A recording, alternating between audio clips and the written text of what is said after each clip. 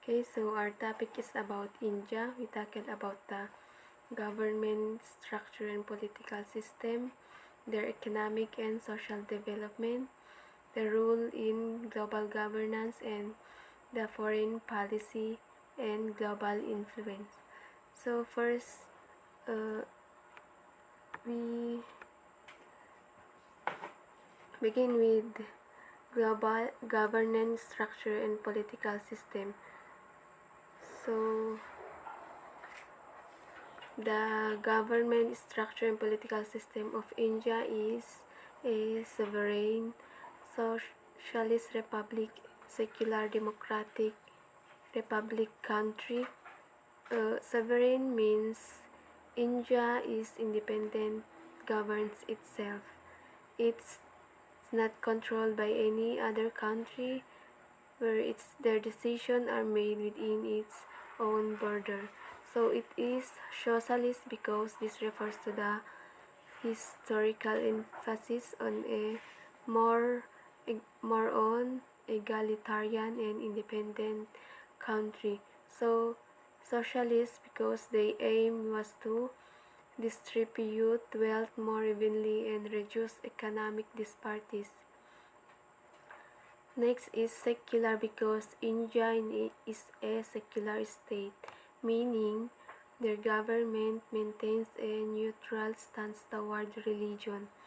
It doesn't favor or discriminate against any particular of faith, wherein their principle ensures religious freedom for all citizens. Democratic kasi, India operates under a democratic system wherein their powers comes from the people and exercised through elected representatives. Their citizens have the right to vote and participate in the political process. This guarantees the equal rights and opportunities for all citizens in India.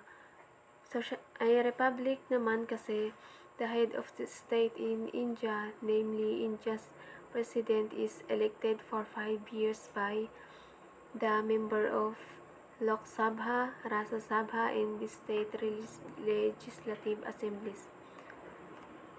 So next is the India is parliamentary federal republic wherein combine the elements of both federalism and parliamentary government combined. When we say parliamentary federal republic is a power that's shared between a national government and state or regional government and the government, wherein the government is responsible to the parliament while the parliament can dismiss it. Federalism because the power is federal because the power is divided between central government and state government. In a federal system, power is divided between a central government and regional governments, wherein the state, provinces, and others. These decisions prevent the concentration of power in a single entity and allows for greater regional autonomy. So the central government, they handles matters of national importance while regional governments manage local affairs. So for example, sa United States, Canada, Australia, and Germany are the examples of countries with federal system. Next is parliamentary wherein because the executive is vested in the Council of Ministers led by the Prime Minister who is accountable to the Parliament, wherein Lok Sabha, President is a constitutional head. When we say parliamentary system naman is, ito yung executive branch wherein the government is, they are accountable to the legislature or the parliament. The head of the government, usually a prime minister, is chosen from within the parliament and can be removed through a vote of no confidence. Next is India is a bicameral parliament consists of two houses, the Rajya Sabha or the Council of States and the Lok Sabha or House of the People. So when we say bicameral parliament naman is this refer to a legislative body composed of two separate chamber of houses. So the advantage of having two houses is that it allows for more true review and debate of legislation, potentially leading to a better considered laws. So it also provides a check and balance on the power of a single legislative chamber, wherein the Indian Parliament two houses, the specific example shown. Uh, so these two houses, the Rajya Sabha or the Council of State, is called the upper house, where the member represents the state and union territories of India. It also designed to provide representation for the regions and to offer a counterbalance to the Lok Sabha. So, yung Lok Sabha naman is, ito yung House of the People. This is the lower house of India, where yung mga members are directly elected by the people of India, making it the more powerful of the two chambers. It is more directly responsible to the electorate. So, sa India, ang tawag nila sa uh, ang tawag nila doon ay Rajya Sabha at Lok Sabha, while dito naman sa Pilipinas ay House of Representative and the Senate. So, next is the three branches of yung constitution nila, wherein there are three branches of the government. Same din dito sa Pilipinas, wherein merong legislative, executive, and judicial. Under dito sa, okay, so yung legislative, they are responsible for making laws. So, under the legislative branch is meron si President at Parliament, wherein the Supreme Legislative Body composed of yun nga, yung Rajya Sabha, the Council of State, and the upper house, the Lok Sabha, House of the People, or the lower house. So, under naman sa executive, so yung executive is they are the one who responsible for implementing and enforcing the laws passed by the legislature. So, dito sa executive, meron dito yung Prime Minister and the Council of Minister, where they are the one who responsible for the day-to-day administration of India.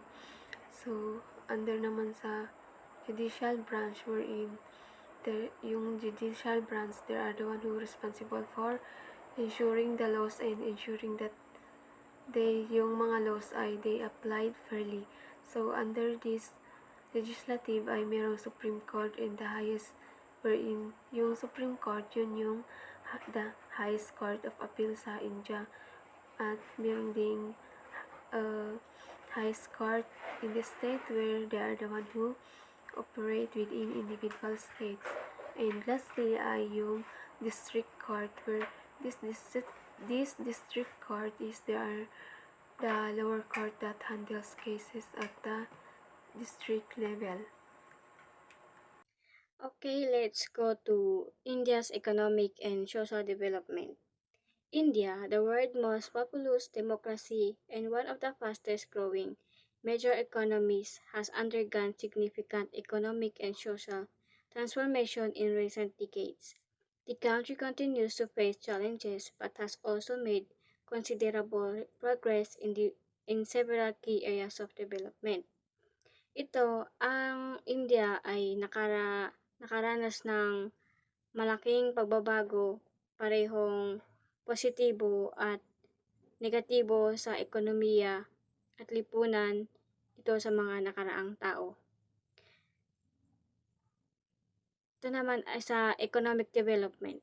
Economic development ay ang pag-unlad ng ekonomiya ay isang malawak na konsepto na sumasaklaw sa matagal at isang pagkilos ng mga tagapaggawa ng polisiya at komunidad na nagtataguyod ng antas ng pamumuhay at kalusugan ng ekonomiya. Infrastructure and industrial growth.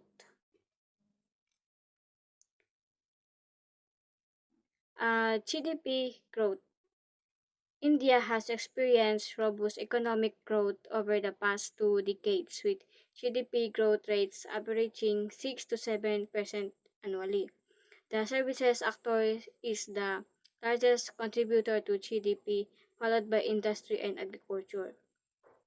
Ito ay ang isang matatag na paglago ng ekonomiya ng India sa nakalipas na 2 dekada, na may average na 6 to 7% taunang pagtaas ng GDP, kung saan ang sektor ng serbisyo ang may pinakamalaking ambag.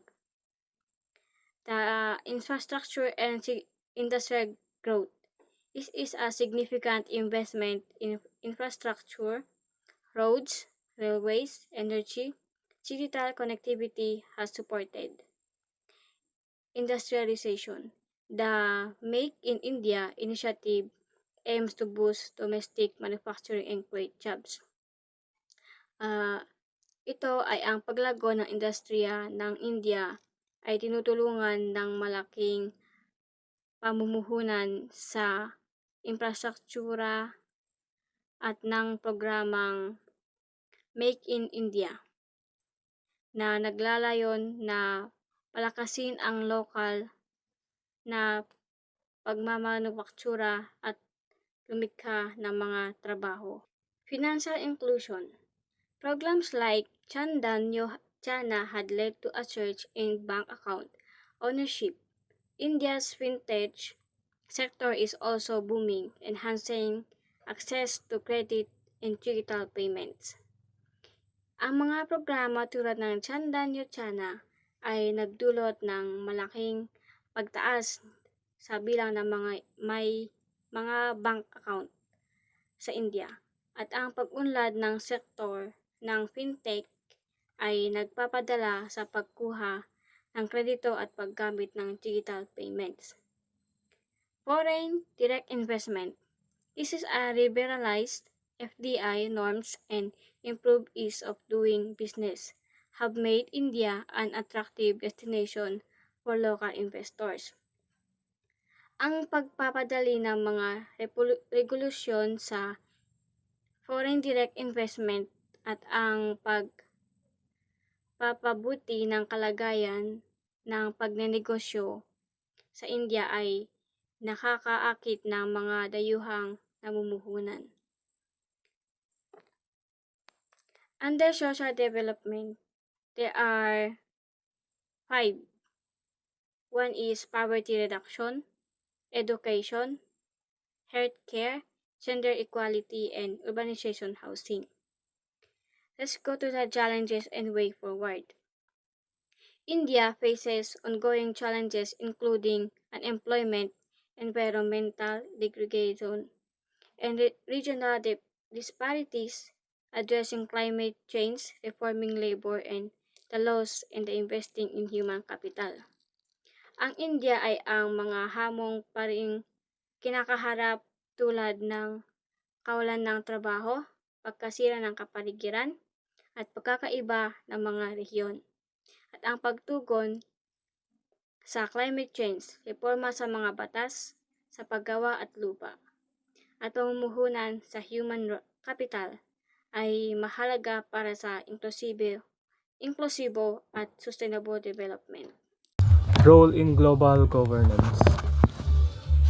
India roles in global governance. Introductions to global governance.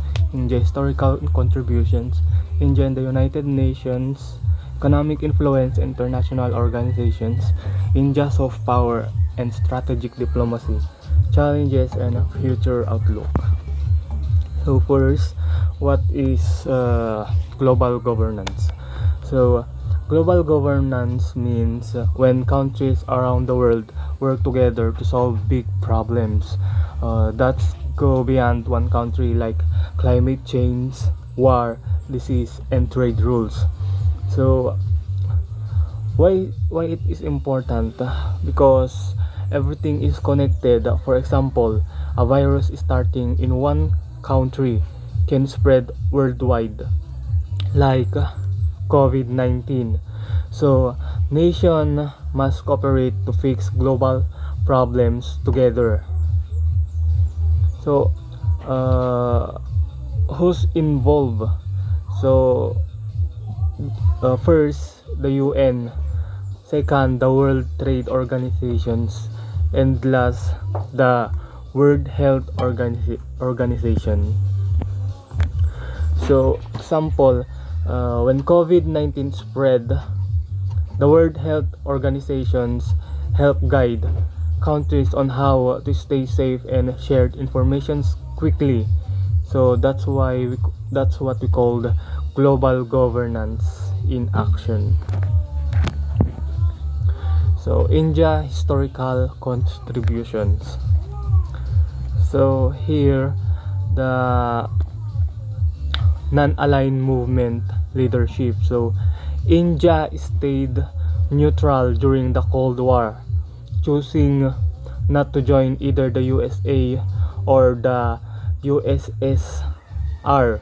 So it believes in peace and working with everyone. So example here is India led the non-aligned movement with country like Egypt, showing that nation nation can stay independent but still have a voice. So dito naman tayo sa foundational global governance role. So India helped start the United Nations and G77 or G77, a group of developing countries that works together to make sure their concerns are heard in the world decision. So dito naman tayo sa advocacy for peace and sovereignty.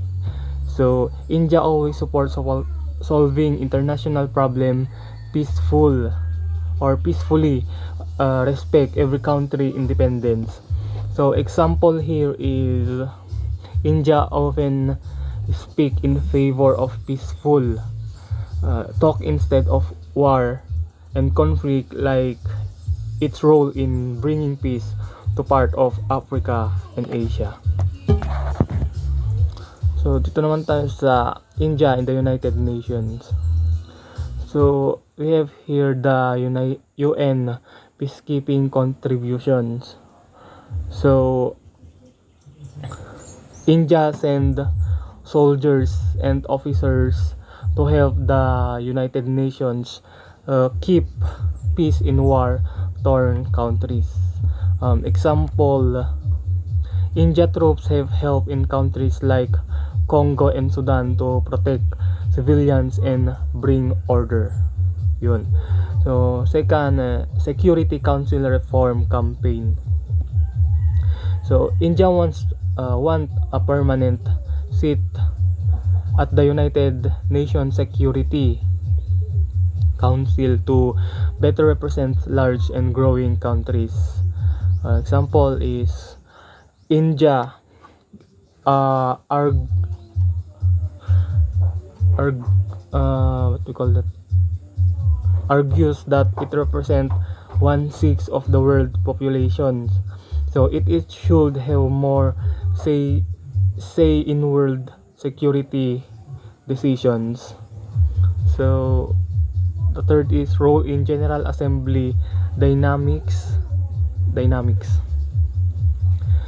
Here naman is India uses its democratic background and population strength to influence decisions made in the United Nations. So example is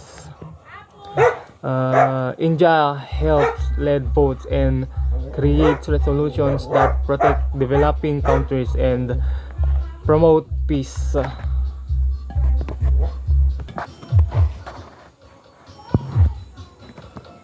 So, economic influence and international organizations. So, we have here BRICS founding members. So, India is a founding member of BRICS like Brazil, Russia, India, China, South Africa. A group that works together for fairer global economics. So, example here is the through BRICS, India helped create development bank that gives loan to poor countries for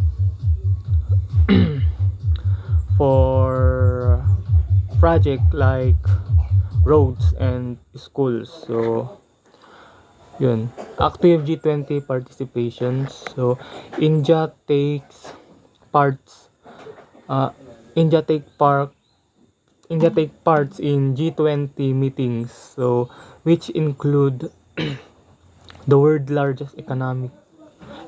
So it speak up for the need of developing countries. Yun. So promoting South cooperation. So India work closely with other developing countries to share technology, training and resources. For example, here is India provides affordable medicines and farming technology to countries in Africa and Asia to help them grow.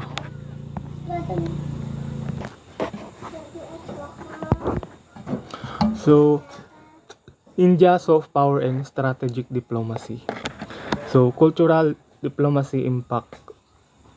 India spread its cultural globally through yoga, Bollywood, and it is large India diaspora or Indian living abroad. So example here is the International Yoga Day is now celebrated worldwide, showing how Indian culture connect people globally. So vaccine diplomacy leadership. So during the COVID-19 crisis, India sent vaccines to many countries in need. Example is India donated or sold vaccines to countries like uh, in Africa, Asia, and Latin America, which earn its goodwill and respect. So, climate renewable initiative. So, in the or India started the International Solar Alliance to promote clean and renewable energy with other countries. Example is India pushes solar power project in sunny countries, helping fight climate change while supporting sustainable growth. So, challenge and future outlook. So, Security Council memberships barriers. India still doesn't have a permanent seat at the UN Security Council, which limits its power in making big decisions. So, strategic partnerships expansion. India build strong friendship with other countries like USA, Japan, France to grow its global influence. Multipolar world visions. So India was no, Indian want world to be fair and balanced, not just controlled by a few powerful countries. Example, India support a world system where all countries, big or small, get equal respect and say in decisions. Okay, so let's move on in the foreign policy and global influence in India. Foreign policy is a nation that strategy for interacting with other country to aims to preserve national interests through principle of non-alignment and opposition of colonialism and through support for the UN and the peaceful resolution of the conflict. So let's move on in the principle of Indian foreign policy. Number one is non-alignment. So this non-alignment is the most important feature of Indian foreign policy. Its a core element is to maintain independence in a foreign affair by to join any military alliance formed by the US and the Soviet Union.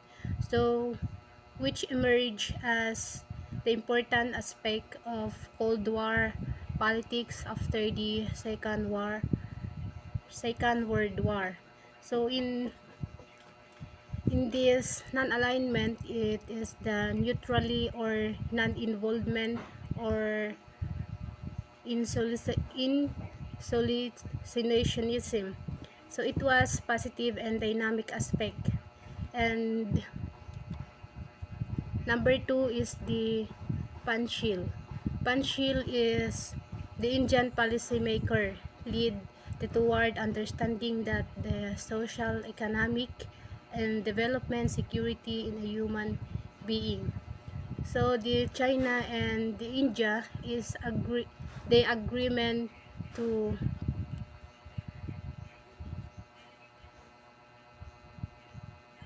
include a five relation of this principle of the Panchil. The they signed in April 29, 1954. They have a five principle of coexistence in Panchil.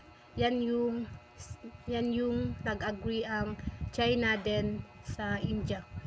And number one is the mutual respect for territorial integrity and the sovereignty. So number two is mutual non-aggression, and number three is the mutual non-interference in internal affairs. So number four, is the equality and mutual benefit. The number five is the peaceful coexistence. And then number three of the principle of foreign policy India is the policy of anti-colonialism and anti-racism. So this principle is the foundation of Indian foreign policy were led during independent struggle when our leaders fought that evil of colonialism and racism. So India has been a victim of colonialism and imperialism and consider this as a threat to international peace and security. And this policy is aimed at opposition to all form of racial discrimination. So number four principle of Indian foreign policy is the peaceful settlement of international dispute. So it is an international dispute is one of the core element of India foreign policy. So this principle has been included in the constitution of India under the directive principle of state policy as well as in the charter of the UN. And then another one is diplomatic engagement.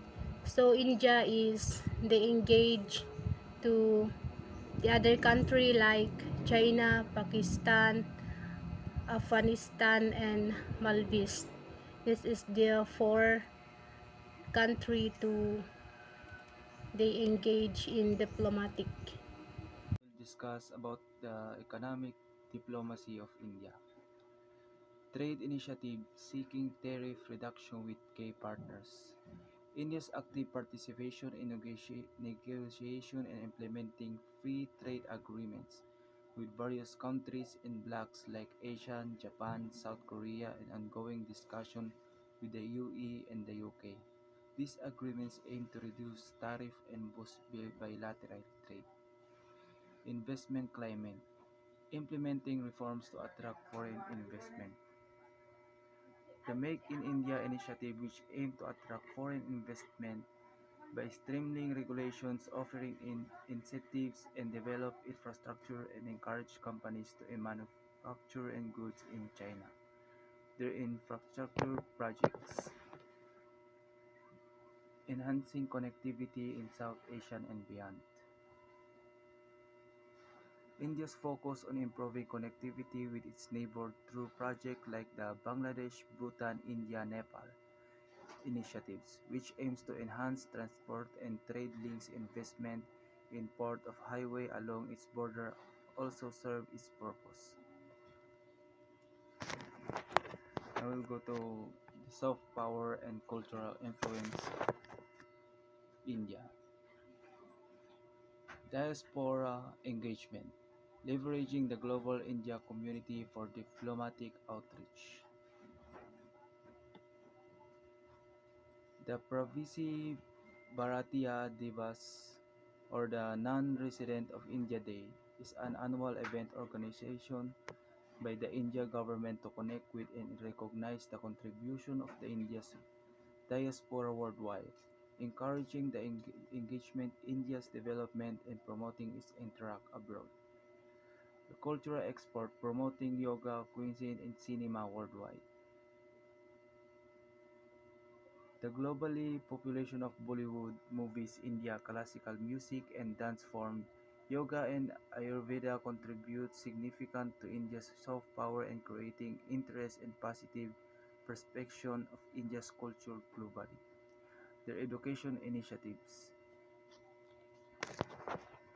offering scholarship and training program to developed nations.